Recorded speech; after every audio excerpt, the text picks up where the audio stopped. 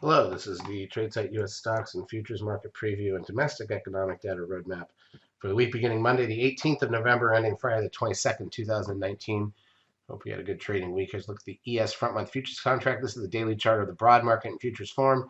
After a very boring week, Monday was a bank holiday, so we were barely open. Tuesday, Wednesday, Thursday, the markets finally popped up a bit and got a new closing high on Friday. Let's go through the major daily charts, then we'll look at the intraday action. Go from there. Crude oil up a buck 16 to 57.93. It's kind of mid-range for the year. Gold down $4.70.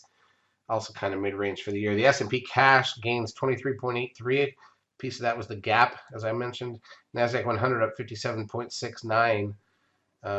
Also a gap for the most part. 15 points up on the stocks. Biotech's up 51.01.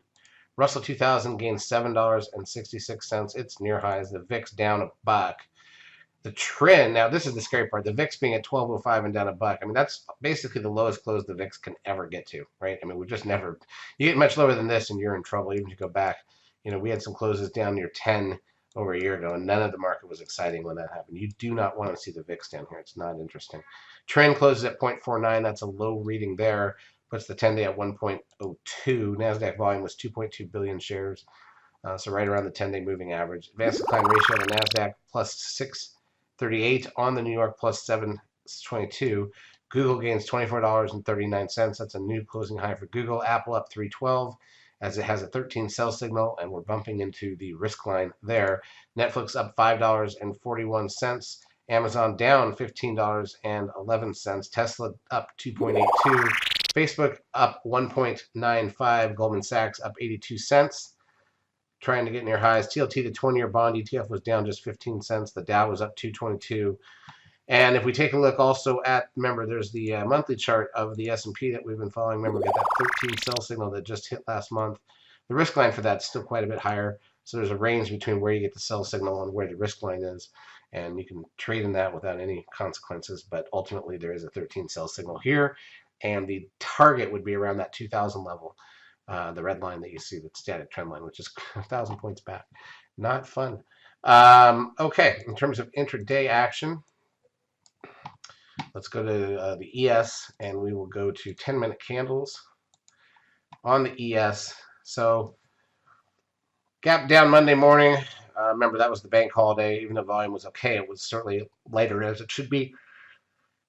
We tried to make our way back and didn't quite get there. Tuesday gapped up, filled the gap from Friday's, closed to Monday, then came all the way back and filled the gap from that morning and closed basically even for the week at that point in time, literally.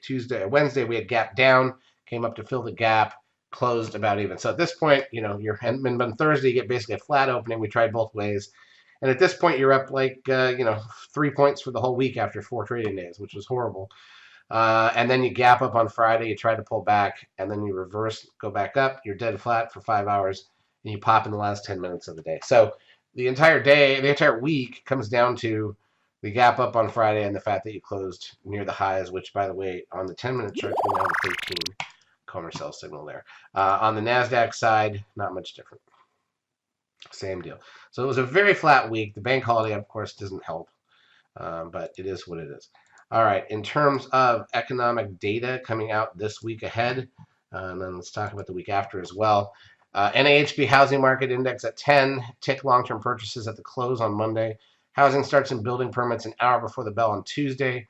Crude oil inventories at 10:30 on Tuesday. The minutes from the last Fed meeting come out at 2. Philly Fed Manufacturing Index at 8:30, along with the weekly initial and continuing jobless claims numbers. CB Leading Index at 10. Existing home sales at 10. Natty Gas at 10:30. And then on Friday, Flash Manufacturing and Services PMI numbers and the revised University of Michigan sentiment number. Really nothing major all week, let's be honest about it. The thing to keep in mind, though, is the following week is Thanksgiving. So let's just look at the data that'll be due out next week and just keep an eye on this. So Monday, there's actually no data. Tuesday, we're going to have the goods trade balance, HPI. You can see it all here. Consumer confidence, new home sales. Wednesday, core durable goods orders, preliminary GDP. It's the second look at GDP for the third quarter. Core PCE price index, personal income and spending. The initial and continuing jobless claims numbers will be on Wednesday instead of Thursday. Chicago PMI at 945, pending home sales, crude oil inventories, natty gas, Beige Book. If you're wondering why it looks like there's so much on Wednesday, It's because we are closed on Thursday for Thanksgiving, and Friday is a half day, which no one will trade.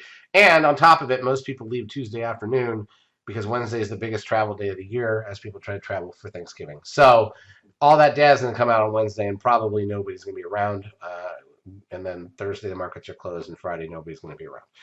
So it is what it is. That's what to look forward to the next week. Charts, as usual, brought to you by eSignal. If you've not yet taken a trial of our services, feel free to do so. We will help you out for a couple weeks. Have a great trading